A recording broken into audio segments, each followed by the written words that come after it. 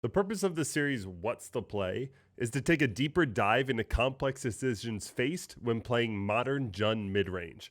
I encourage you to pause before any play is made and ask yourself what you would do, and I'll do my best to provide the context. And if you want to participate in the discussion, I would either encourage you to comment below or join the Jund Discord and check out the What's the Play channel. The link in description will be below. Right away, I would assume this is Murktide, and they just didn't get DRC or Ragavan. Like, you ignore names. People don't have their names tattooed on their forehead and paper. I would assume this is defense, and he's keeping untapped. I assume he doesn't have a fetch for either a bolt or a consider. That would be my immediate, this is what this is for, meaning I feel really good about Inquisition here. But I'm assuming what this hand looks like is bolts. He's consider, yeah, regardless, heat, bolt, whatever. But okay, so this is great. This is exactly what we wanted. You're going to want to Goyf next turn. Counterspell's probably the best get because he's gonna consider here. So he's already gonna have an instant in the graveyard. Obviously, you don't want to power up this heat too much, but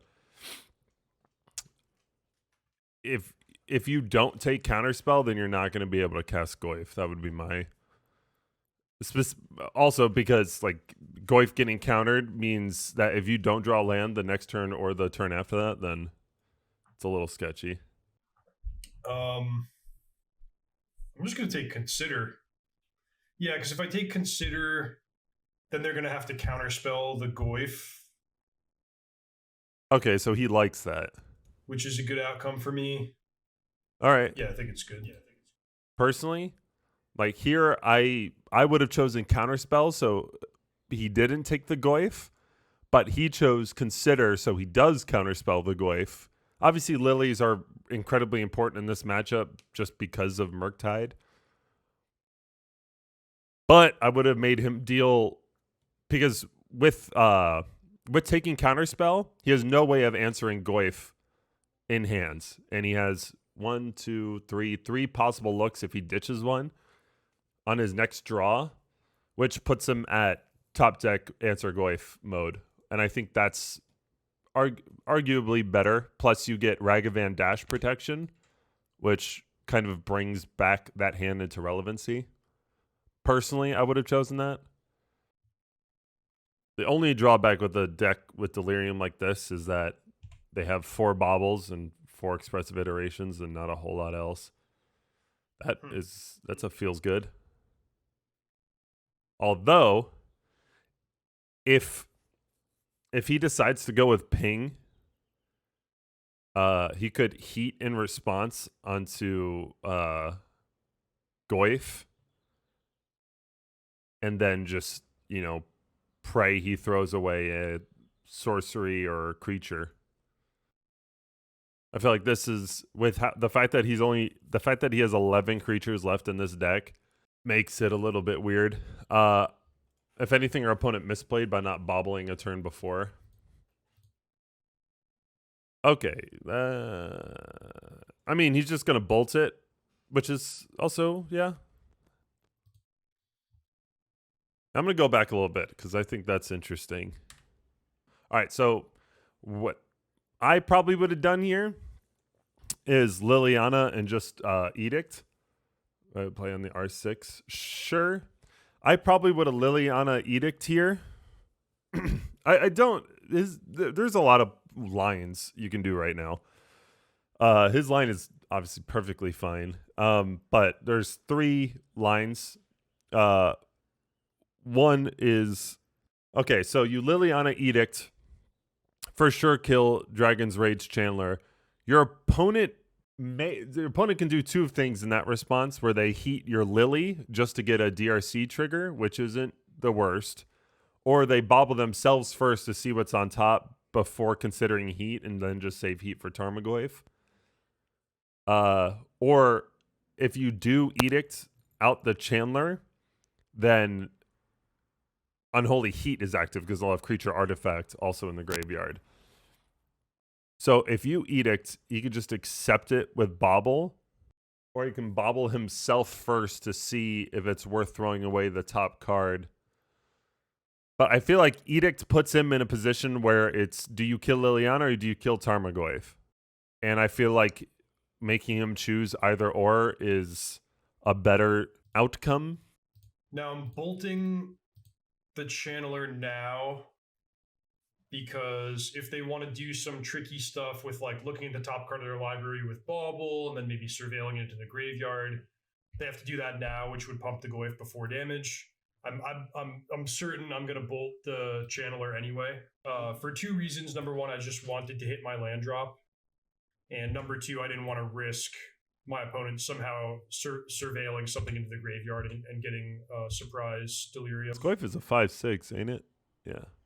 Let's back it up. His logic is my Goyf's 4/5. He miscalculated because he didn't see the Goyf in his own graveyard. So his logic was, I'm going to kill Dragon's Rage Chandler now so you can't, because he doesn't have heat active, so you can't bobble for Delirium and then heat me. He has to heat after Dragon's Rage Chandler is dead to get the full 6 damage off.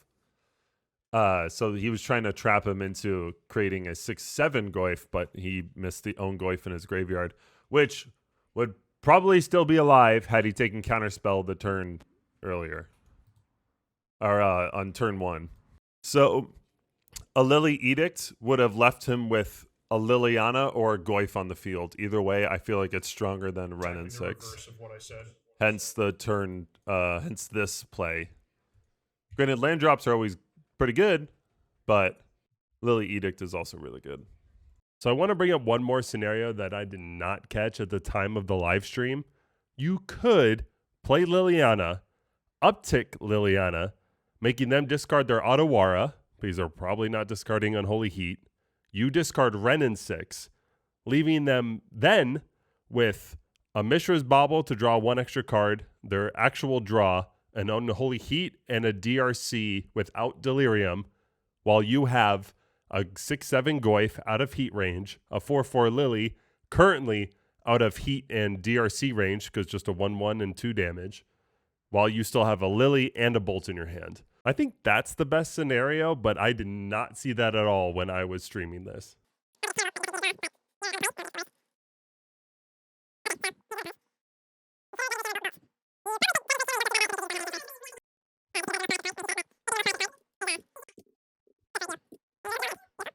So you know he has Consider, Bolt.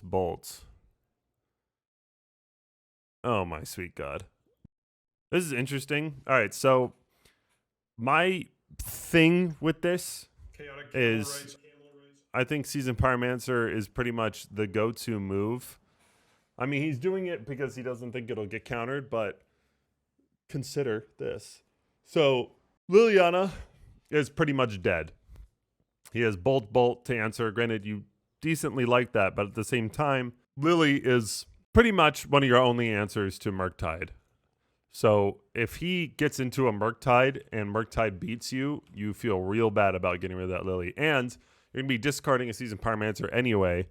So just play the Spyros, discard 2 Spyros, and then redraw. You know what I mean? Like, the board isn't pressure. Dash Ragavan is pressure. Dash Ragavan means a Bolt just kind of kills you. I don't know. I'm not a terribly big fan of that move. I actually think that might have been a little bit of a punt, but we'll see. But yeah, he bolts it at EOT with a Consider, and there's your Murktide.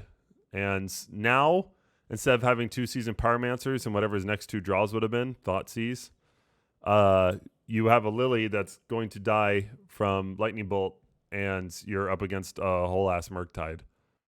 Those moves, but I think he was trying to get the Spyro value. I mean, I understand what he was trying to do. He was trying to discard none and cast Spyro. But that's misunderstanding the matchup. The matchup just purely comes down to, are you answering Murktide? And for the most part, it comes down to, do you answer Murktide?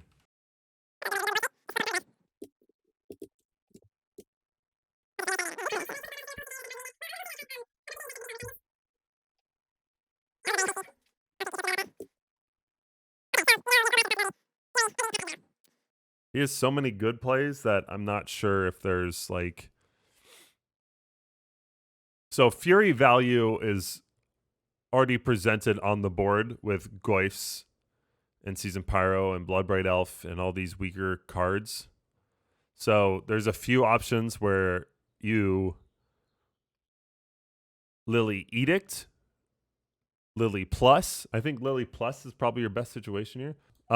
So you have Lily Plus just to get it to 4. I mean, he does have Ending, but he only has 2 colored mana.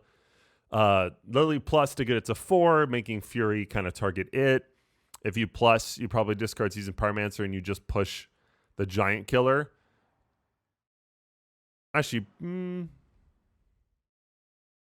you probably discard push and just save your Season Pyromancer. I don't hate that. I think that's pretty good. And whatever they discard most likely powers Goyf, because I doubt they discard an instant. But you really want to... okay, he's edicting. I'm not so sure about that.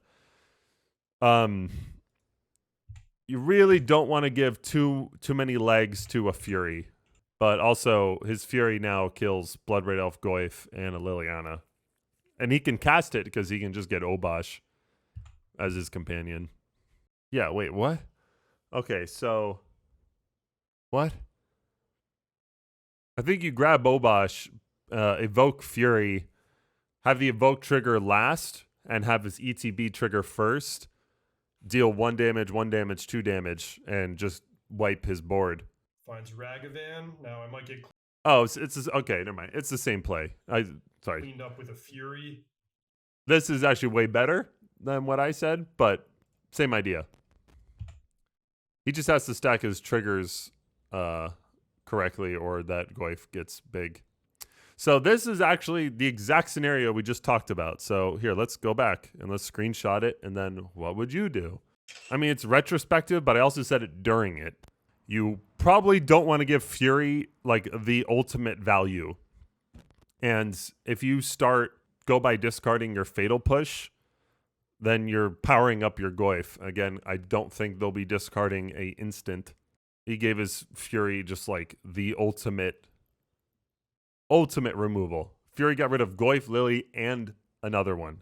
Fury getting rid of Goyf and Lily, getting rid of Goyf is already good value.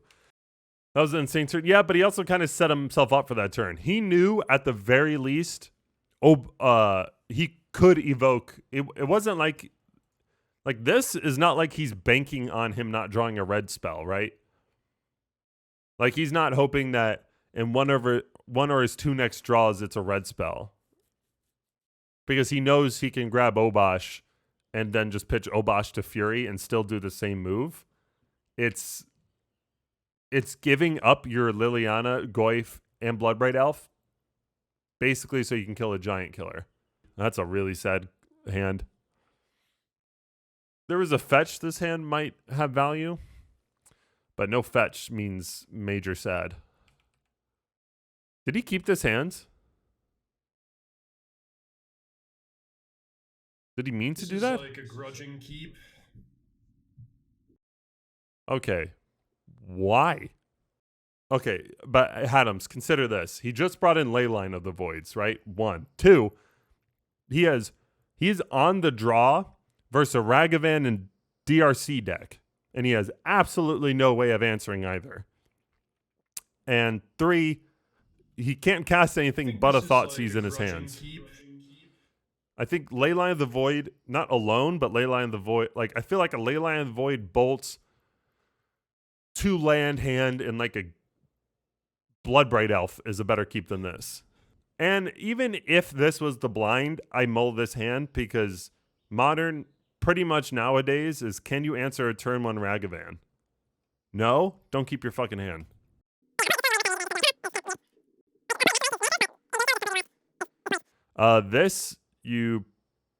That 13 life, there's a decent argument for just fetching red here and then just playing Bloodbraid Elf and keeping this Peat land up just so you're not pinging yourself for 1 every time, especially when you're going to ping yourself anyway with these. Granted, with Murktide, they just kind of chunk. What so red? Not in a million freaking years at a tapped out opponent who has so much more health than me am I thinking Ren and 6 here where I have the ability to do nothing else. You can Ren and 6 draw, but I feel like that's such a low value play. You can already discard a land, so that's not the worst issue. I prefer Ren. Okay. Well, let's see. Listen, all I'm saying is if you're going to lean towards Ren and 6 here, just draw with Peatland first and just see if you draw like a Tarmogoyf or something. Or, I mean, you don't have Klothys, but like Seasoned Pyromancer, you know what I mean? If you're going to play Ren and 6 anyway, with the only available other option to draw with Peatland first and then assess your opinions.